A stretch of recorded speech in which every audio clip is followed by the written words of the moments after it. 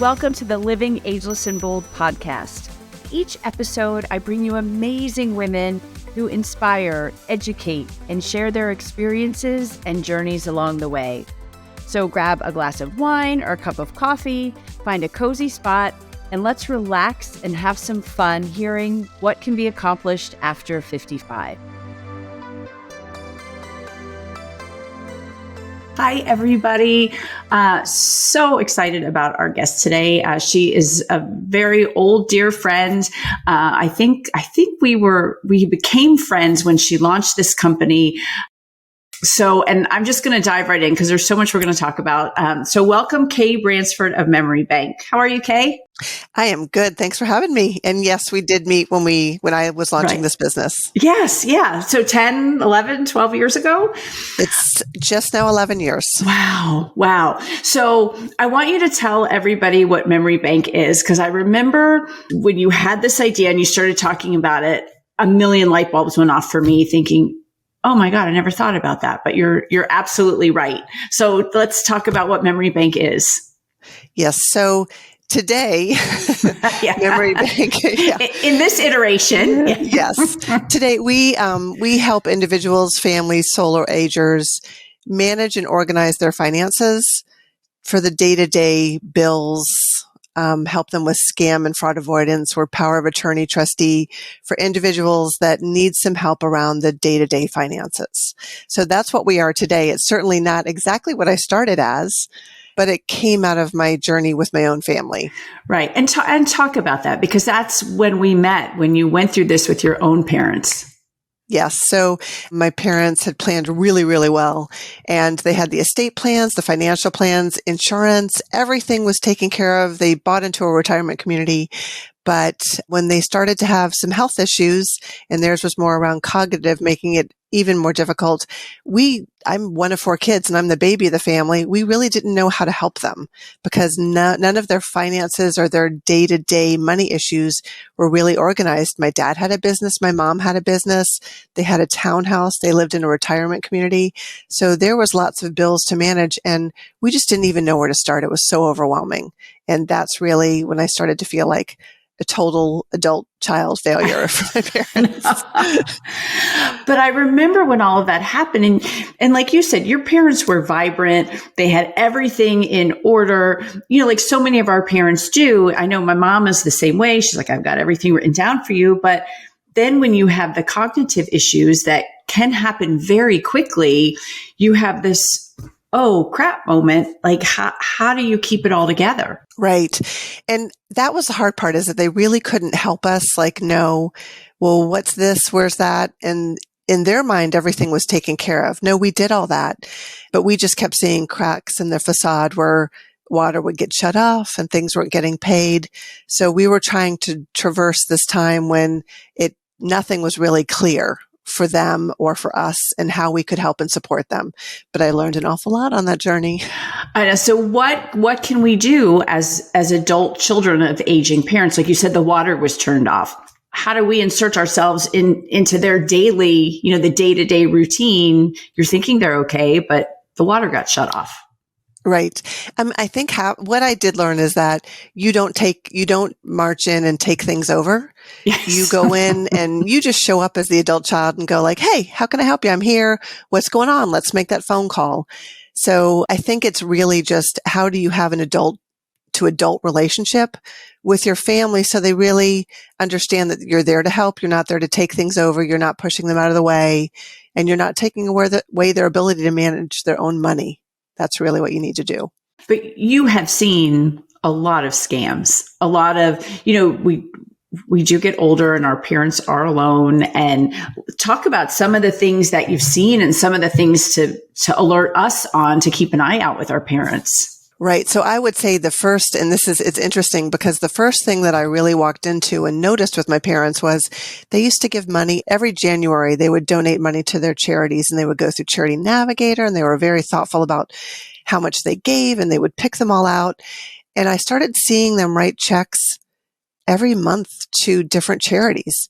And I'd start to see the mail pile up in the house. So in some ways, what happens is you give to one charity. And if you've ever looked at a charity notice, you see that it says, thank you for your pledge.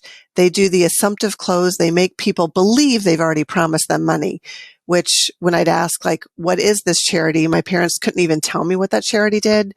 So they started to write checks to all these different charities. That was what I first noticed. And I got really, really mad. Were they real charities or were they facades? Some of them were real charities. I mean, they are bona fide great charities. They do great work, but they typically hire, what I learned later is they typically hire marketing agencies and companies to help beef up their donations. So they use a lot of direct marketing tactics, and they write in a letter like, you've already pledged. And if, especially to an older generation, if they think they've promised you money, they're going to send you money. So they started writing money to these charities. And as soon as you give to one, they sell your name to all the other ones, or the charity that the marketing agency gives it to the other ones. So the mail just becomes voluminous, and it's horrific. And it still goes on today, unfortunately. Wow.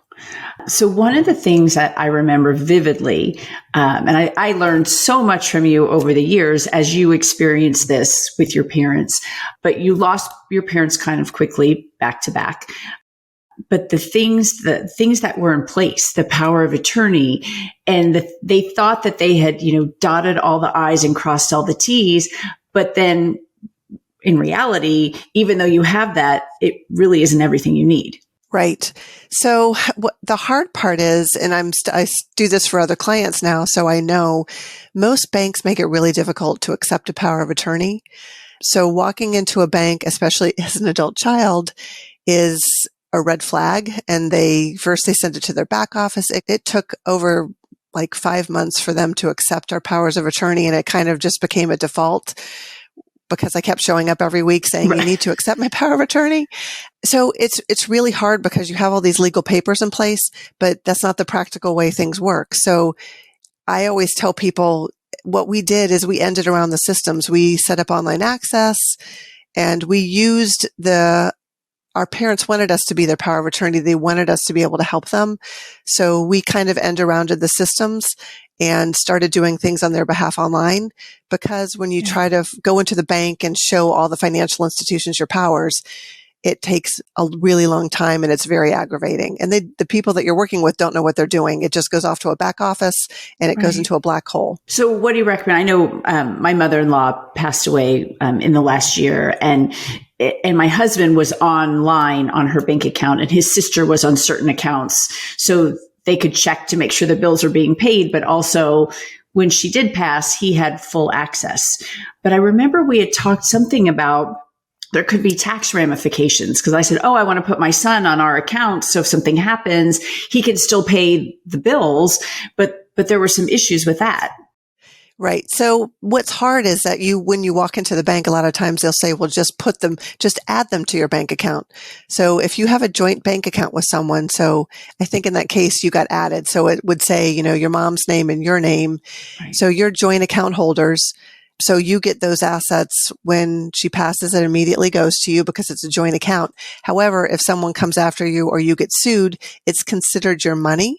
It's considered your asset. So you're actually saying that person owns that bank account too. So there can be complications with listing someone as a joint bank account holder. You both have to be there to make any changes to the account if you wanted to make changes. So you want to go in and be set up as POA on the account, not a joint bank account holder. So if you can do that, that's the better option.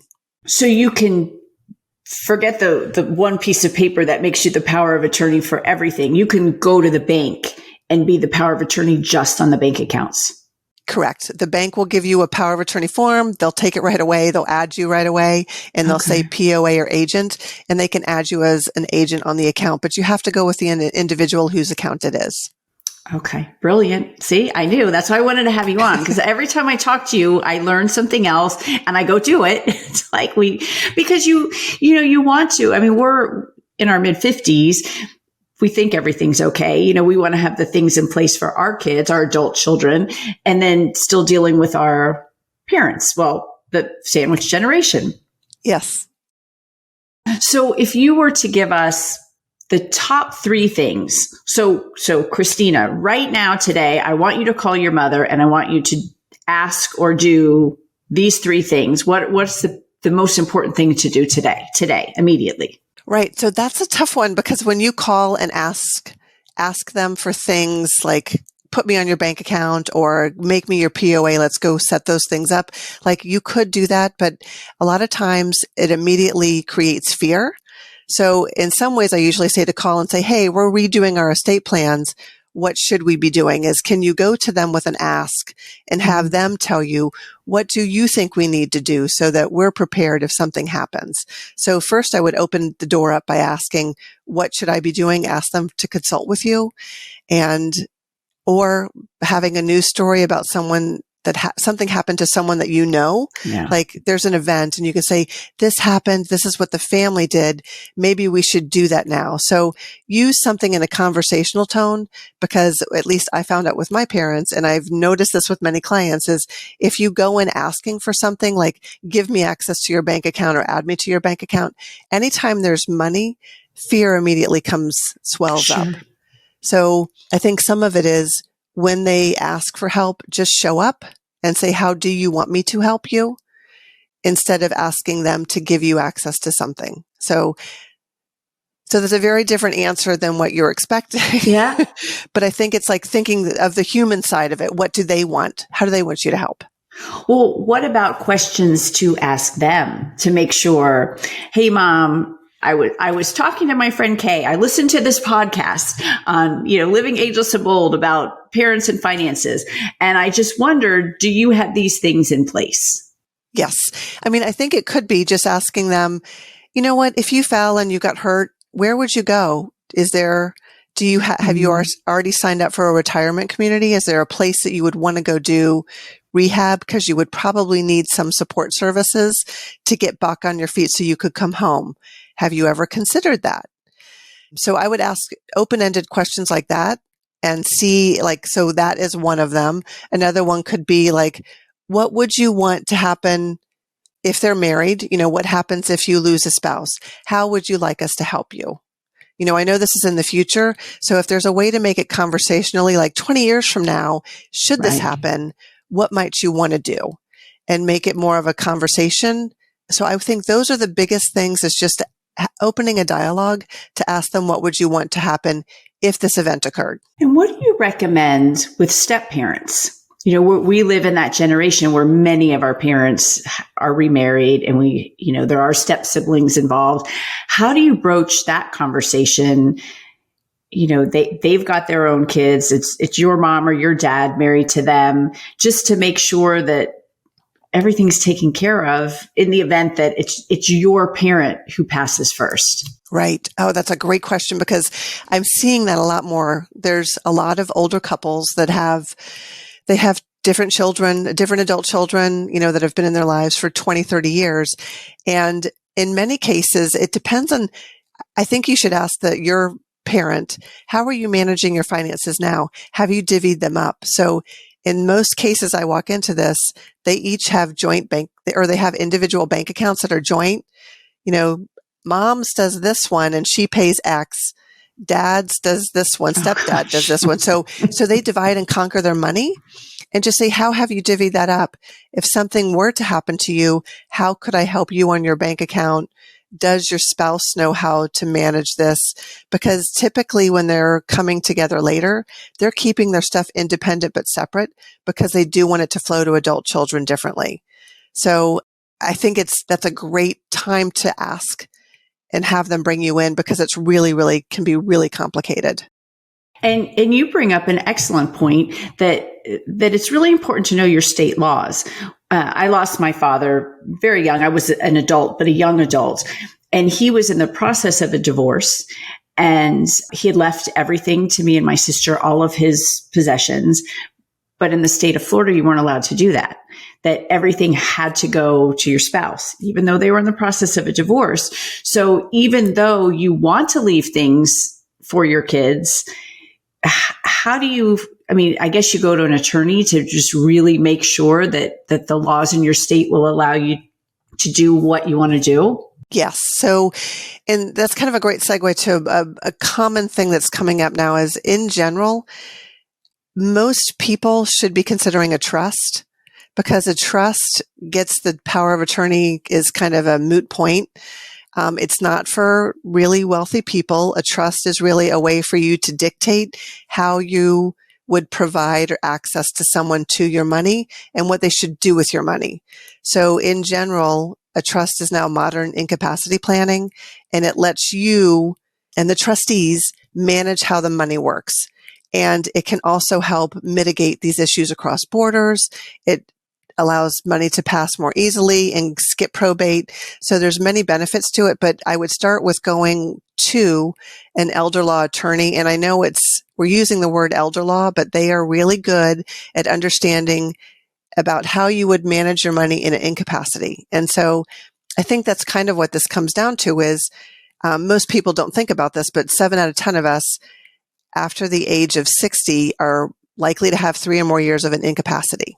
Oh, wow. So most of us are going to have a long-term incapacity. And so you have to start doing things now to plan for it. Right. And the shocking thing is when I started looking at the data, actually between 55 and 65 is the biggest percentage of us that have some form of short-term healthcare disability, 55 to 65. Wow. Wow. And you think now we're at our healthiest, and I'm hoping that's just like a tennis injury or a pickleball. Yeah, right, exactly. No, it's really fascinating. And one thing that's really important that you said, and I really want to reiterate that, because we recently did a trust, and normally you think a trust is for the wealthy. It's kind of where you're going to hide your money. But what you're really explaining to us is a trust is a place to really protect your assets and make sure they get to the people you want them to go to. Right. Well, it's not even to go to in general, because when you set up your trust, you're basically saying is, here's how you're going to use my money to help me if I can't speak. If I can't tell you how to control my money, I'm putting rules around it. So, for instance, as power of attorney, if I'm stepping in for someone, I can do whatever I want with the money, because the thought is that person has given me the ability to speak for them. So I can do with their money what I want to. In the trust, there's rules around it. So I'm not a lawyer, so I'm just with that part. Not giving legal advice. Go to a lawyer and have this discussion. But it helps you have more control around what happens with your money when it needs to start being used for you while you're living. And then it does manage and make things easier after death, for sure. Okay. Fascinating. So we've kind of got our parents taken care of. We're going to have these great conversations with them. But now for our age, we have adult children. So what should we have in place now? Well, we're still active and doing things and even traveling with them. But what do we need to have kind of, tucked away in our safe, or to make sure that they're taken care of and that they don't have this, chaotic headache if something were to happen to us sooner rather than later?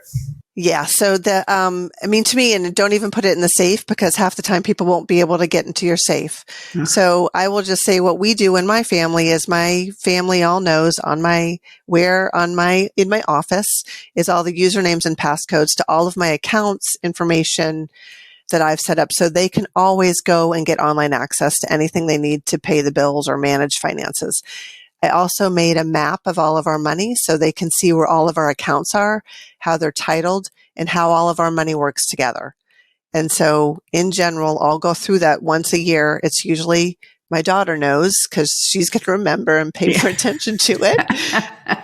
So, it's just been, in general, I'm trying to just have an open conversation with our family about, here's our money, here's our finances, here's where you need to go if you need to step in and help us. And so I think that's what's different about our generation is where there was the silent generation where you didn't talk about money, you didn't discuss it. Right. Now we're realizing you really need to talk about it now. People need to know what you're doing, how you're using it. Now, I know that's troublesome for a lot of families because they have people in their life they can't trust to step in. And unfortunately, I'd say half of our business is with families that can't trust their adult children. So figure out who will you name, who will help you if you need someone to step in and help pay your bills. That's really scary, Kay. How much of that do you see where the kind of the adult child swoops in and, is getting mom and dad's stuff before they're entitled to it? Yeah. So unfortunately, the good news is we don't see that a lot because in general, they're bringing us in going, we can't trust our adult children to come in and do this for us. Or I would say, 51% of Americans now are solo agers. So they don't have anyone. So they're hiring us to be their professional adult child to step in and manage their affairs for them. So I hear stories about that, and you hear stories all the time, but we don't see it as much because we're usually involved on the other side of it. They either knew in advance or they didn't have children, so they bring us in. But we do know when you listen or you read any of these stories in the news, it happens way more than I know. We want to know. We want to, it's awful. Do you ever have trouble where somebody with kids has hired you and then the kids are like, oh, no, we've got this. We'll take care of it. No. So yes and no. I will answer the two ways. One, in general, so I'm a trustee for many trusts that have adult children. And so we had this discussion before it happened. Now I'm the trustee. I work with them. We talk about it because there's implications to the money that they're getting. So we do a lot of let's talk to your financial advisor and help with tax planning.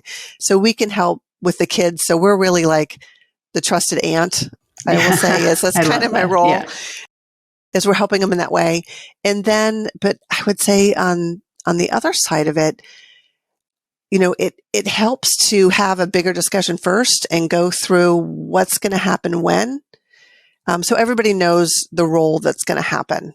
So I know you had a part 2 to that question. So I'm trying to remember what that was. Yeah, what was that? Because you talk and my brain keeps spinning forward. Yeah, I know. It creates so many other parts of it. Right, it's right. So it isn't a big issue when there is kids because we're usually a resource for them. Okay, part 2 of it is we love it when we start with a family. So there's a catastrophic event. They're all focused on the health. And so we come in and they're like, but we don't know how to pay. So we do often jump in and we help them pay bills and we help figure out where all the money is because the kids don't know. I am never happier. And I tell everyone on my team in our agency that I love it when we can turn the cleaned up mess over to the adult children. Yeah. I love it when there's family they trust and they want to step in and help. Sometimes they feel guilty and they don't want their kids to do it, but the kids want to do it. They want to be part of it. They want to support their parents. So we love it when we can hand everything over in a cleaned up situation to the adult children. Well, and it sounds like for everybody listening and watching, our homework is to put all of our stuff together. And I've been saying that to my husband for years. I did put his fingerprint on my computer. I'm like, good luck. At least you can get all my passwords off of this.